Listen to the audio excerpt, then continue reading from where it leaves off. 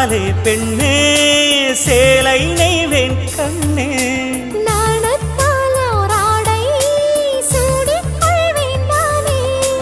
பாயாகும் அடி சொல்லாதே பஞ்சணம் புதையல் ரகசியமே சாய்ந்தாடும் சங்கில் துளி பட்டாலும்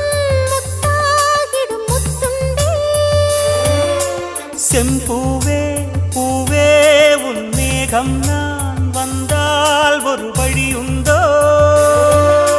மன்னவன் விரல்கள் பல்லவன் ஒளியோ படை கொண்டு நடக்கும் மன்மத சிலையோ இமைகளும் உதடுகள் ஆகுமோ